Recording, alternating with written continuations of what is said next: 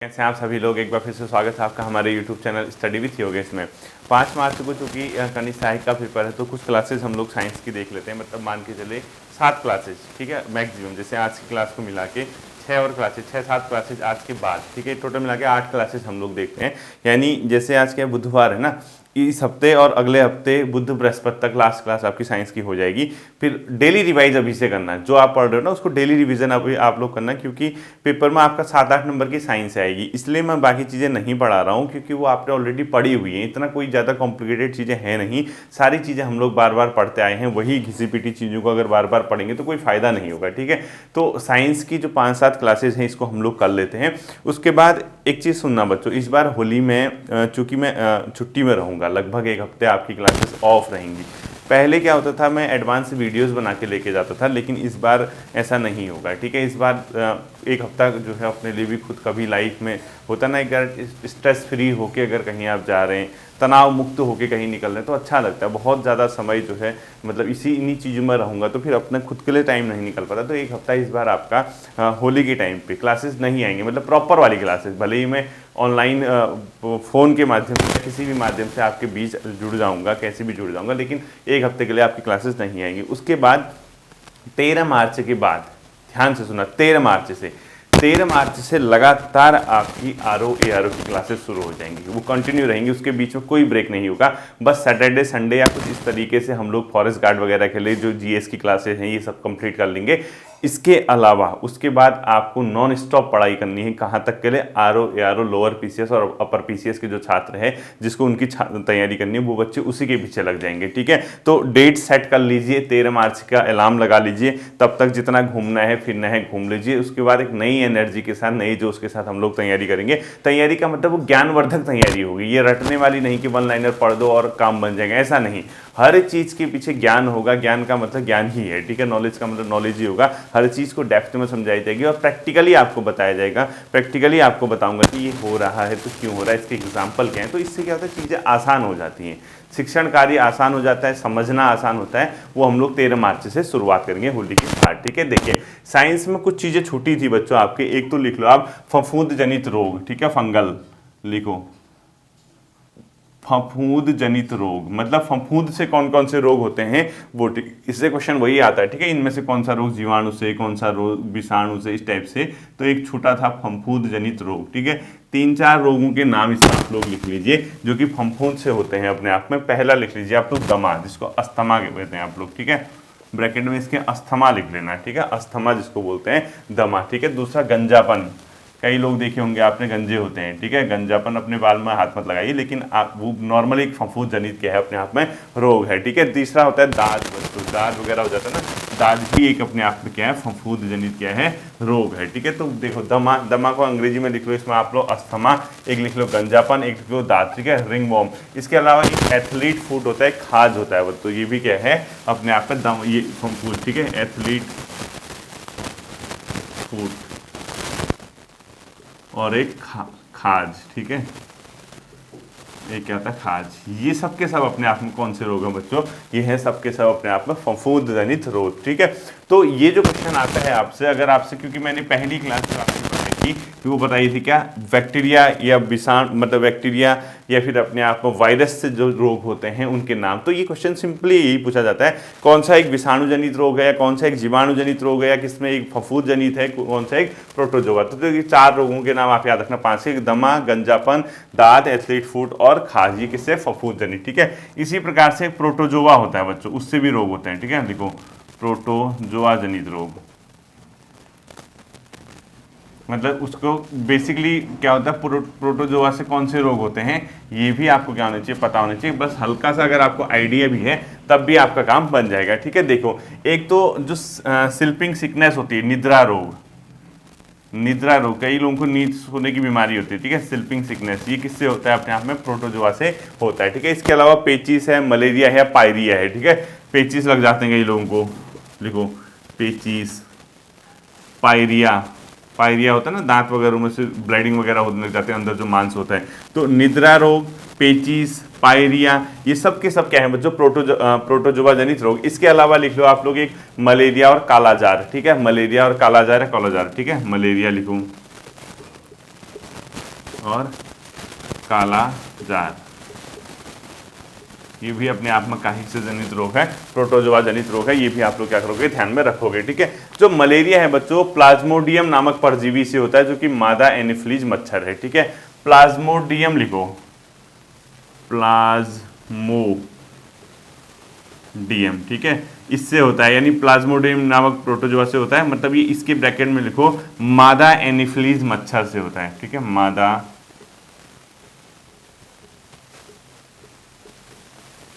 Female, ठीक है, anopheles मच्छर के डंक से अपने आप में ये मलेरिया रोग होता है। यानी अपने आप का प्रोटोजोआ जनित रोग कौन से हैं, स्लीपिंग सिकनेस है, पेचिस है, पायरिया है, मलेरिया है, काला जार है। ठीक है, ये अपने आप में आपको पता होने चाहिए। ठीक है, अब देखना बच्चों, इसके अलावा जो वायरस से जनित रोग हैं वो मैं आपको करा चुका हूं। ठीक है, उस वायरस वाले में करेक्शन कर लेना। पहली क्लास जो थी आपकी वायरस वाली, उसमें जो मैंने एक रोग लिखाया था, शायद मैंने आपको दोनों जगह लिखा दिया, बैक्टीरिया में भी लिखा दिया और वायरस में भी लिखा दिया। उस रोग को आप सिर्फ वायरस में कर देना, उसका नाम है क्या, मेनिंजाइटिस। ठीक है, मेनिंजाइटिस जो होता है मस्तिष्क को प्रॉब्लम करता है, मेनिंजाइटिस।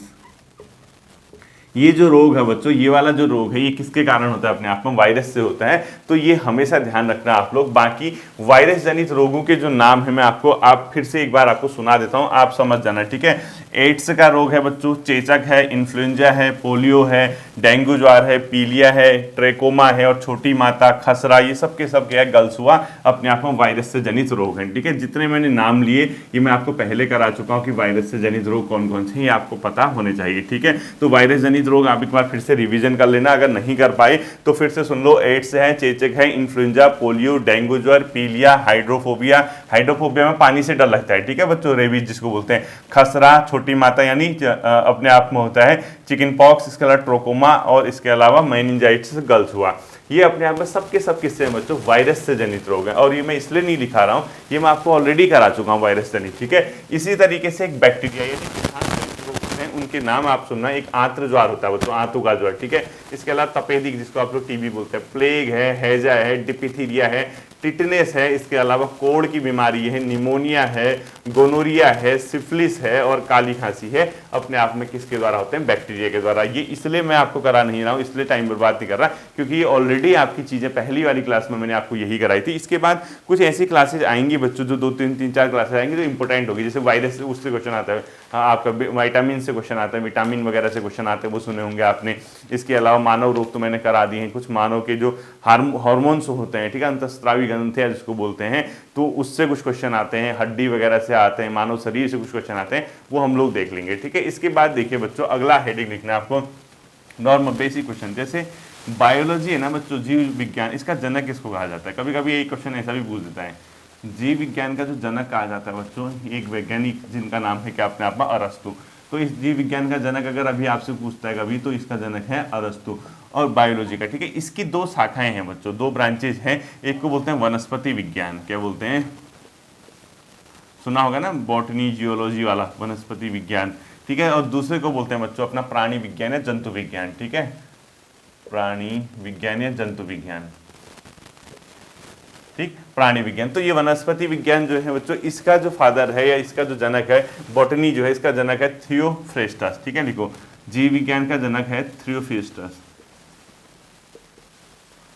थियोफ्रेस्टस, ठीक है। और प्राणी विज्ञान का जनक किसको माना जाता है, अरस्तु को ही माना जाता है। ठीक है, प्राणी विज्ञान का जनक किसको माना जाता है, अरस्तु को ही माना जाता है, इसको ध्यान में रखना। और वनस्पति विज्ञान को इसका। अब देखो, जो जीवधारी होते हैं, मतलब जितने भी जीवधारी होते हैं, उनका वर्गीकरण 2 भागों में किया गया था। ठीक है, एक को पादप बोला गया था, यानी एक को एनिमल यानी जानवर बोला गया था, और इसका जो वर्गीकरण किया गया था 2 भागों में इसको कैटेगराइज किया था। ये अपने आप में किया था द्विनाम पद्धति, मतलब अपने आप में कैरोलस लीनियस ने। ठीक है, लिखो, जीवधारियों का 2 भागों में वर्गीकरण, जीवधारियों का 2 भाग में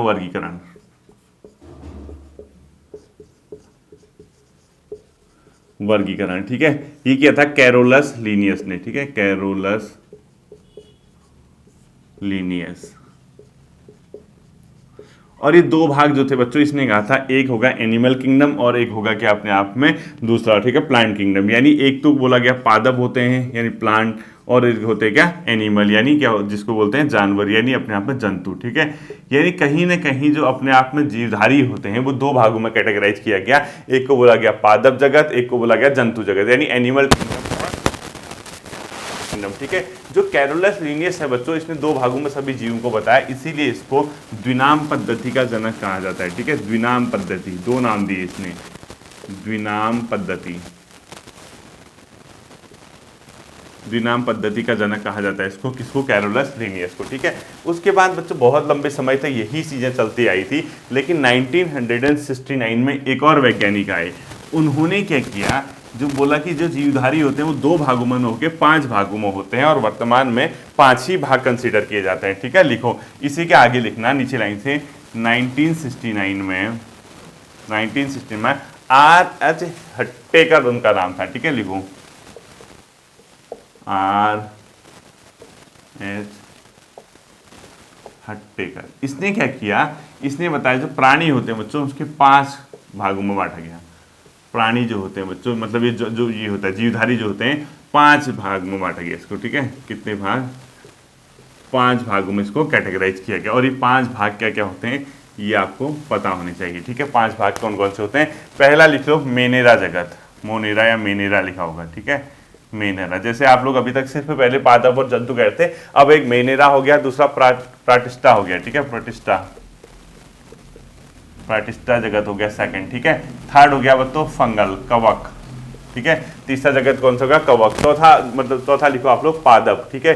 फोर्थ लिखो पादप और लास्ट लिखो एनिमेलिया, ठीक है। ये पादप पहले लिख दो, फिर कवक, पादप, कवक और एनिमेलिया।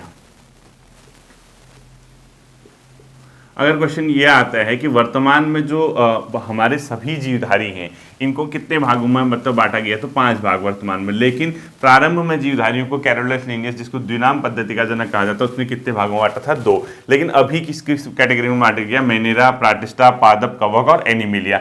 अब इसके बारे में इतना डेप्थ पढ़ने की जरूरत है ही नहीं हमें, ठीक है, क्योंकि हम अगर डेप्थ पढ़ने लगेंगे तो हम खुद बेहोश हो जाएंगे इसमें, ठीक है। कोई फायदा नहीं है, इससे अच्छा अपनी बेहोशी को बचा के रखना है, इतना ज्यादा नहीं देखना है हमें, सिर्फ ये पता होना चाहिए। जैसे देखो बच्चों, मेनेरा जो जगत है इसके अंदर कौन आते हैं, सभी प्रोकैरियोटिक जीव, अर्थात इसके अंदर कौन आएंगे, लिखो सभी प्रोकैरियोटिक जीव,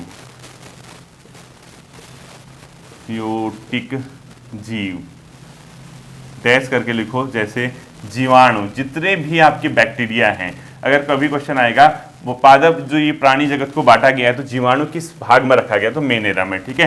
जीवाणु हो गया बच्चों, यानी जितने भी अपने आप में बैक्टीरिया हैं। इसके अलावा साइनो बैक्टीरिया और आर्क बैक्टीरिया, ठीक है। लिखो बैक्टीरिया, इसके अलावा साइनो बैक्टीरिया,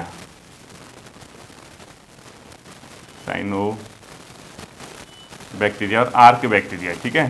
साइनो बैक्टीरिया लिख लो, और लास्ट अपने आप में तीसरा लिखो आर्क बैक्टीरिया। ये सब के सब किस में आएंगे बच्चों, आर्क बैक्टीरिया, ये किस में आएंगे अपने आप में, आर्क बैक्टीरिया, साइनो बैक्टीरिया और बैक्टीरिया, ये सब के सब किस में आएगा, मेनेरा जगत में आएगा, ठीक है। यानी अगर कभी क्वेश्चन पूछता है जो वर्तमान में जीवधारियों के वर्गीकरण का तरीका है, तो जीवाणु को किस कैटेगरी में रखा गया आपने, मेनेरा कैटेगरी में, ठीक है। इसको इरेज करता हूं, इतना ही आपने देखना है। दूसरा आता है बच्चों प्राटिस्टा, इसके अंदर कौन सम्मिलित किए जाएंगे वर्तमान समय में, ठीक है।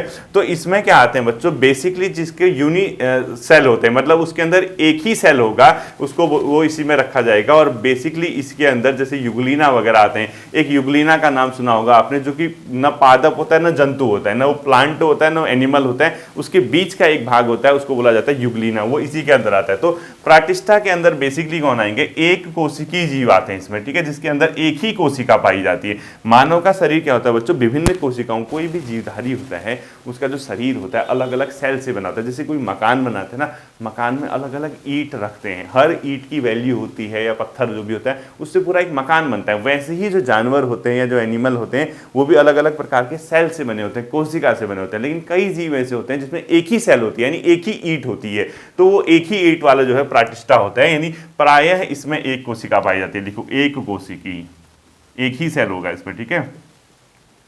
इसमें क्या होगा बच्चों, एक कोशिकीय जीव इसके अंदर सम्मिलित किए जाते हैं सामान्यतः, इसके अंदर, किसके अंदर, प्राटिस्टा के अंदर, ठीक है। और इसके अंदर ये प्रायः कहाँ पाए जाते हैं, जल में पाए जाते हैं, ठीक है। लिखो प्रायः जली, यानी सामान्यतः ये कहाँ पाए जाते हैं, जल में पाए जाते हैं। और युगलीना जो है इसी का हिस्सा है, ठीक है। यहाँ पे एक पॉइंट लिखो, युगलीना। युगलीना के ब्रैकेट में आप लोग क्या लिखोगे, पादप व जंतु के मध्य, यानी न वो पादप है न वो जंतु है, न वो एनिमल है न प्लांट है, तो उसी के मध्य एक युगलीना पाया जाता है। युगलीना को आप किसके अंदर रखोगे, प्राटिष्ठा के अंदर रखोगे, ठीक है। इसके बाद तीसरा आता है बच्चों पादप। पादप के अंदर यानी प्लांट के अंदर जितने भी रंगीन मल्टी जिसमें कोशिकाएं हैं यानी बहु कोशिकाएं हैं, वो प्रकाश संश्लेषी उत्पाद होते हैं। इसके अलावा शैवाल, मांस व अपुष्पी पौधे इसी के अंदर आते हैं, ठीक है। लिखो सभी रंगीन बहुकोशिकीय पौधे। पादप, पादप है तो नाम से पता ही है आपको, सभी रंगीन बहुकोशिकीय पौधे, ठीक है। यानी सभी प्लांट बेसिकली जिसमें क्या है, मल्टी सेल हैं, ठीक है, एक से ज्यादा सेल हैं। बहुकोशिकीय लिख दो, पौधे लिखने की जरूरत नहीं है। इसके अलावा इसके अंदर कौन कौन से आते हैं, जो शैवाल वगैरह आपने सुने होंगे, ठीक है। इसके अलावा इसके अंदर कौन सा आएगा, एक शैवाल आता है बच्चों, शैवाल के अलावा मांस आता है, इसके अलावा अपुष्पी बीजी पौधे जिसके अंदर पुष्प नहीं होता है, ठीक है। लिखो शैवाल, मांस, इसके अलावा अपुष्पी बीजी पौधे जिसके अंदर पुष्प नहीं होता है लेकिन बीज होते हैं, ठीक है, अपुष्पी बीजी पौधे। अब देखो अगर क्वेश्चन कभी ये पूछता है आपसे, एक कोशिकी कहां पाए जाते हैं, प्राटिष्ठा में, ठीक है। जो जीवाणु है बैक्टीरिया वो कहां पाया जाएगा, मोनेरा वाला, पहला वाला मोनेरा वाला, ठीक है। पादप में आपसे नाम से लग रहा है। इसके अलावा आता है बच्चों कवक। कवक तो नाम से ही पता चल रहा है कि कवक है तो कवक ही होगा, इसको इरेज करूंगा इधर तक वाला। कवक का मतलब कवक ही है, ठीक है। कवक के अंदर कौन कौन सा आएगा, आपका कवक ही आएगा। और इसका कवक से क्वेश्चन पूछा जाता है, यानी कवक से क्वेश्चन आता है कि कवक की जो ये होती है किस चीज की बनी होती है, काइटिन, ठीक है। कवक लिखो अगला, फोर्थ है कवक, जितने भी फंगल है, ठीक है। तो कवक नाम से ही पता चल रहा है। इसमें बच्चों क्या होता है, इसके अंदर कोशिका भित्ति जो होती है काइटिन की बनी होती है। एक कोशिका होती है, इसी क्वेश्चन पूछता है कवक की कोशिका भित्ति किसकी बनी होती है, लिखो कोशिका भित्ति काइटिन की बनी होती है, लिखो काइटिन की बनी होती है, ठीक है। अब कवक जगह था तो इसमें सभी कवक पाए जाएंगे, नाम से ही लग रहा है आपको, तो कोई ऐसे मतलब अलग से पढ़ने की जरूरत नहीं है। इसके अलावा लास्ट बच्चों आता है एनीमेलिया, ठीक है।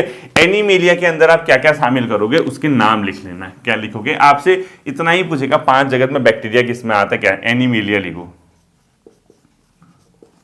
मेलिया, ठीक है। एनीमेलिया के अंदर किस किस को आप सम्मिलित करोगे, इसको आप लोगों को ध्यान रखना है।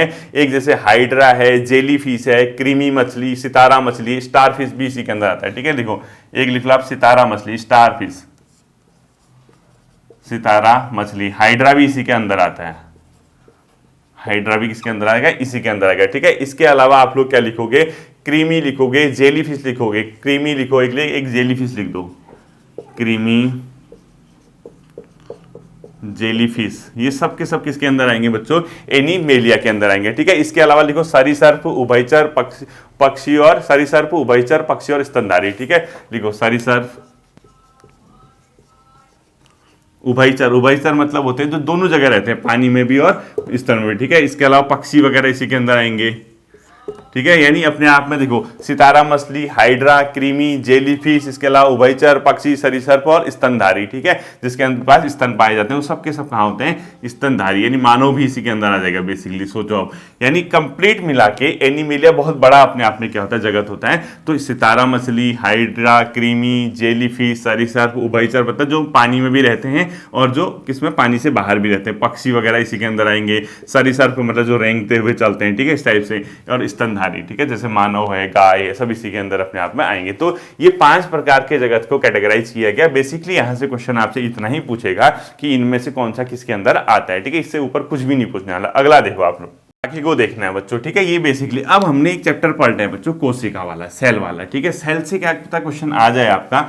इसके बाद जैसे कोशिका एंड हो जाएगा, मैं आपको सबसे पहले ये जो चीज़ें हैं जैसे विटामिन्स वगैरह है, पोषक तत्व है मानव शरीर के लिए, यानी कौन कौन से खाद्य खाने चाहिए, किसमें क्या पाया जाता है, किसमें अपने आप में किस टाइप की चीज़ें होती है, ये सब चीज़ें मैं करा दूंगा एक बार, मानव फूड वगैरह से संबंधित, मानव का आहार वगैरह, ये सब, ठीक है। अब देखो बच्चों, एक चैप्टर होता है इसमें बहुत इंपॉर्टेंट, कोशिका, सेल। कोशिका क्या है अपने आप में, ये सिंपल सी बात है। जैसे मैंने कहा ना, एक मकान होता है, मकान विभिन्न प्रकार के ईंट वगैरह रख के एक पूरा मकान बनता है। ऐसी कोई भी जीवधारी होता है, उसका शरीर विभिन्न प्रकार के सेल से मिलकर बना होता है, सेल से मिलकर बना होता है, उनको वही कोशिका है मतलब, ठीक है, जिससे मिलकर बना होता है। अब इसमें एक चीज ये ध्यान देनी, कई तो ऐसे जीव होते हैं जिसमें एक ही सेल पाई जाती है, उसको बोलते हैं एक कोशिकीय जीव। कई ऐसे जीव होते हैं जिसमें एक से अधिक सेल पाई जाती है। तो एक कोशिका जो है बच्चों, सेल जो होता है, इसकी जो खोज की थी सबसे पहले, वो पता होना चाहिए। ये खोज की थी रॉबर्ट हुक ने, ठीक है, लिखो। अगर कभी क्वेश्चन आता कि इसकी खोज किसने की थी, रॉबर्ट हुक ने, रॉबर्ट हुक द्वारा इसकी क्या की थी, खोज की थी। कोशिका सबसे पहले पता होना चाहिए जीवों की आधारभूत और संरचनात्मक इकाई होती है, यानी बेसिक स्ट्रक्चर ऑफ क्या होता है, एनिमल, ठीक है, लिखो।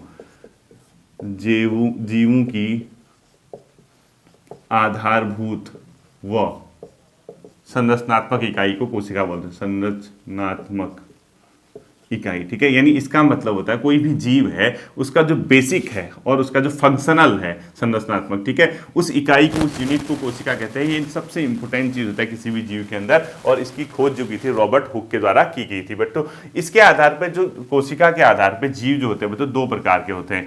एक को बोलते हैं एक कोशिकी, एक कोशिकी। एक कोशिकी का मतलब क्या है बच्चों, जिसके अंदर सिर्फ एक कोशिका पाई जाएगी, ठीक है। यानी इसके अंदर अमीबा, पैरामीसिप, जीवाणु सब इसी के अंदर आते हैं, ठीक है। यानी अपने आप में अमीबा भी उसके अंदर एक ही कोशिका होती है। जैसे एग्जांपल लिख दो आप लोग, अमीबा है, इसके अलावा बैक्टीरिया है, जीवाणु, ये सब के सब क्या हैं अपने आप में आदि। ये है एक कोशिकीय जीव के एग्जाम्पल, ठीक है। इसके अलावा कई जीव ऐसे होते हैं बच्चों जो बहुकोशिकीय होते हैं, बाकी सारे बहुकोशिकीय मान के चलो मैक्सिमम, ठीक है, जिसके अंदर एक से अधिक क्या पाई जाती है, सेल पाई जाती है, यानी कोशिकाएं पाई जाती हैं, ठीक है। इसकी खोज किसके द्वारा की गई थी, रॉबर्ट हुक के द्वारा की गई थी। अब यहां से आपको एक क्वेश्चन पता होना चाहिए कि सूक्ष्म कोशिका का आकार कितना होता है, यानी जो सेल होती है बहुत छोटी भी होती है बच्चों, 0.1 माइक्रोन होता है, ठीक है, लिखो। सूक्ष्म कोशिका का आकार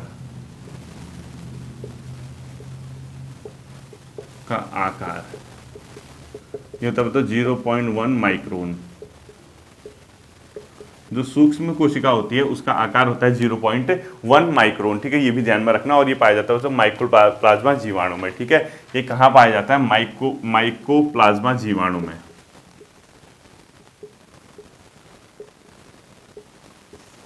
माइकोप्लाज्मा जीवाणु में क्या पाया जाता है, सूक्ष्म कोशिका का जो आकार होता है वहां पाया जाता है, ठीक है। इसके अलावा लिखो सबसे बड़ी कोशिका पाई जाती है बेसिकली शुतुरमुर्गी के अंडे में, ठीक है। अगर नोट करके लिख दो, ऐसे वैसे मत लिखना, नोट करके लिखो। सबसे बड़ी कोशिका, अगर कभी क्वेश्चन आता है, ठीक है, पक्षियों के अंडे वाली सबसे बड़ी कोशिका, सेल, शुतुरमुर्गी के अंडे की कृति है, शुतुरमुर्ग के अंडे में पाई जाती है, ठीक है। बहुत बड़ी अपने आप में क्या होती है, कोशिका होती है, ठीक है। अब देखना इसके अलावा बच्चों जो कोशिका सिद्धांत है, यानी एक कोशिका का कोशिका सिद्धांत होता है, उसमें क्या बताया जाएगा कि जीवधारी में कोशिका पाई जाएगी, सबसे बेसिक स्ट्रक्चर होगा, कई बहुकोशिकीय होंगे, कई सिंगल होगा, ये वो, इस टाइप से कोशिका का सिद्धांत होता है। उस कोशिका सिद्धांत को किसने दिया, इस टाइप से अगर क्वेश्चन पूछता है तो लिखो कोशिका सिद्धांत,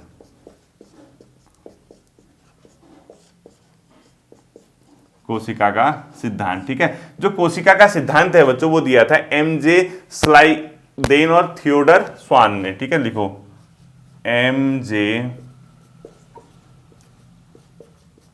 स्लाइडेन प्लस दूसरा कौन था इसके साथ, थियोडर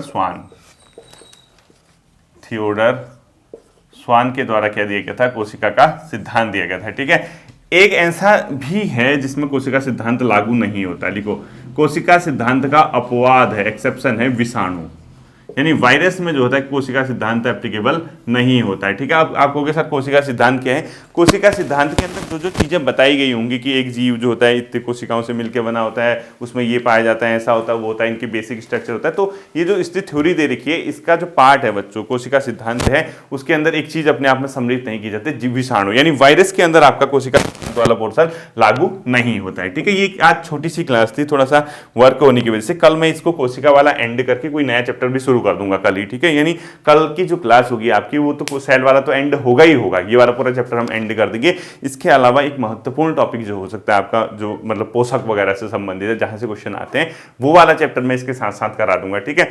आज की क्लास से जो पहले मैंने बताया, सबसे पहले प्रोटोजोआ, इसके अलावा कवक, इसके अलावा वायरस, इसके अलावा बैक्टीरिया, इन चार क्लासेस से संबंधित, इन चार पॉइंट से संबंधित जो रोग है, कौन सा देखिए ध्यान रखना है। सेकंड वाला जो 5 भाग हैं, जैसे आपको पूछ दिया भी बैक्टीरिया किसके अंदर सम्मिलित किया जाता है, या आपके अंदर जो रंगीन पौधे हैं वो किसके अंदर सम्मिलित किए जाते हैं, या आपसे पूछेगा सरीसृप उभयचर वगैरह किसके अंदर सम्मिलित किए जाते हैं, वहाँ से क्वेश्चन पूछा जा सकता है, वो आप लोग ध्यान रखना। ठीक है, हम कल इसको जो क्लास आएगी आपकी कल मैं इसको एंड कर दूंगा और कल कोई ना कोई नया टॉपिक उसी के साथ साथ हम लोग शुरू कर देंगे। ठीक है, फिर मिलते हैं अगले सेशन पर, अपना ध्यान रखिएगा। Thank you.